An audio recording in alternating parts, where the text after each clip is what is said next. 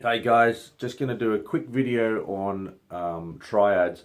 It won't take long. It's going to take time on your end to apply this stuff, and it's just a quick lead into the next couple of videos that we're going to do about get some. I've had some people say, can we do some videos on playing the changes, so improvising and playing melodic lines through the chord changes. So playing the changes is what jazz guys call it, but it's basically playing notes that sound good as you're improvising, that your melody, your solo is actually anticipating the chord that's going to come up, rather than just playing your pentatonic pattern over everything, actually targeting chord tones. Now, before we do that though, we really should look at these triads. And what's a triad? It's the three notes that make up a chord: the root, the third, and the fifth of a chord. So to really, I'd say the prerequisite knowledge, I guess, would be, do you know the chromatic scale? Do you know the notes up and down the neck?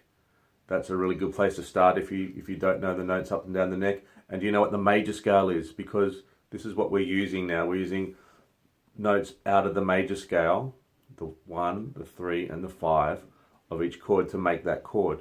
So I'm going to do everything based out of C here. So if any of that other stuff sounds like foreign language, just go back and check out the chromatic video, check out the major scale video, and then you're good to go. Okay, so triads. There's four main kinds. Really, there's four. There's major, minor, augmented, and diminished. And I've got the notes for them down here. But basically, let's start with major. So if I have a C major triad or a C major chord, or people say C major arpeggio, I need my first note C. I don't need the second note. Let's just go up the scale. C, D, E, F, G, A, B, and then we're back to C. I only need the first five. So I need 1, 3, and 5. So I take C is my 1. Do I need D? No, I don't need the second.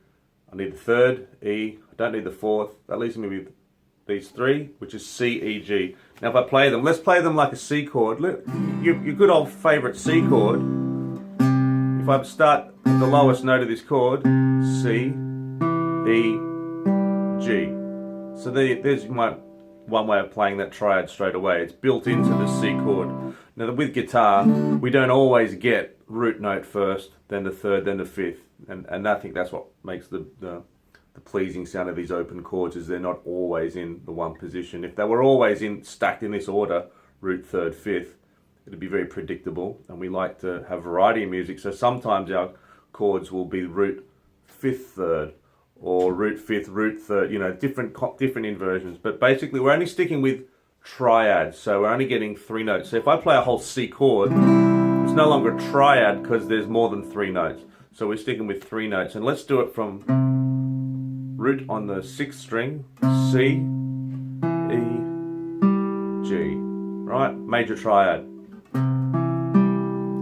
Now, if I need to make a minor triad, I hope you can see this here, C, E flat, G. A minor triad's just got the flat third. Everything's the same. The root's the same, the fifth the same. We flatten the third. So C, E flat, G, minor triad. So you can just C major triad, C minor triad. Okay, if I want to play a diminished triad, check this out. Diminished is still C, E flat just like minor, and the fifth is flattened. C, E flat, G flat. C, E flat, G flat. That's a cool sound. And there's some really cool things we can do with that, but for now we're just going to look not at all the applications, but just learning the process of mapping out these 4 main triads anywhere on the guitar. And I know you can do it. So let's review. C, E, G, major. C, E flat, G, minor. C, E flat, G flat, diminished. Now let's go back to the major, because the last one is augmented. And basically it's the same as augmented, C, E, but G sharp. So that's just this. C, E, G sharp. I'm sure you know that sound. So the way I actually think about these, you could write them out yourself in a slightly different way. I actually think of major and augmented as, you know, being very, very similar things. So I've got C, E, G for major and C, E, G sharp for augmented. And the minor and the diminished are related. Here's minor, C, E flat G, C, E, C, E, C, E flat G, C, E flat, G flat. So I think of diminished as more minor than minor, and I think of augmented as more major than major, if that makes sense. The first time we do something major and minor, so to convert the minor, we flatten the third, and then to make it diminished, we keep the flat third and we flat the fifth. All right, so really quickly, C, E, G, major, minor, C, E flat, G, diminished, C, E flat, G flat.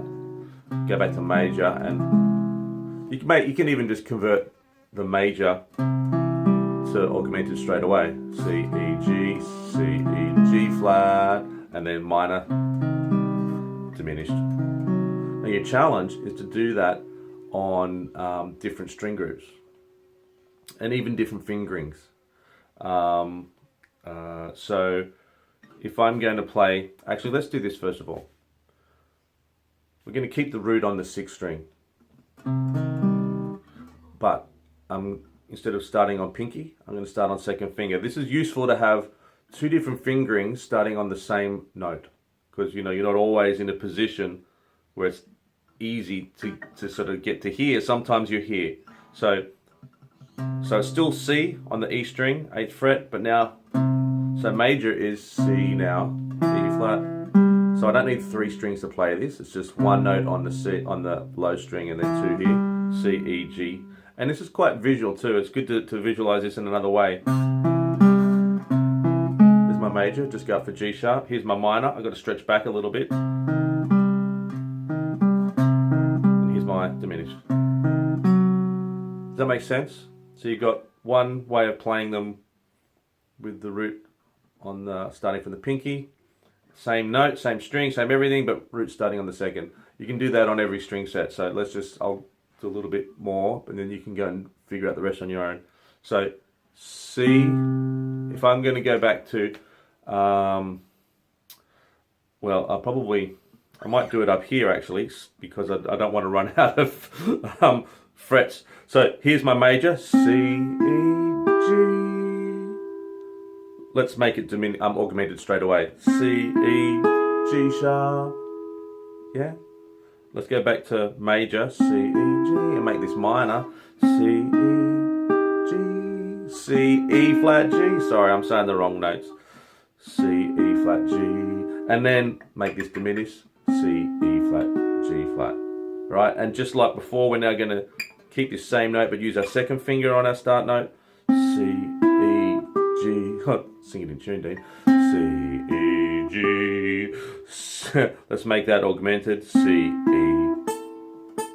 Bit of fret bars. C, E, G sharp. Let's make it minor. C, E flat, G. Let's make it diminished. C, E flat, G flat. Right.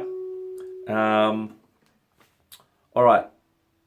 I'm sure that you've got the enough info now to find that root starting on the 4th string, and then root starting on the 3rd string, and you could even go with the 2-string version. Notice how when we use the 2nd finger, we only need 2 strings to do it. You could even go and carry that over to the top 2 strings. And there's a real benefit to thinking in 2-string groups, which we'll talk about coming up. But all right, that's triads. There's only 4 main kinds of triads, right?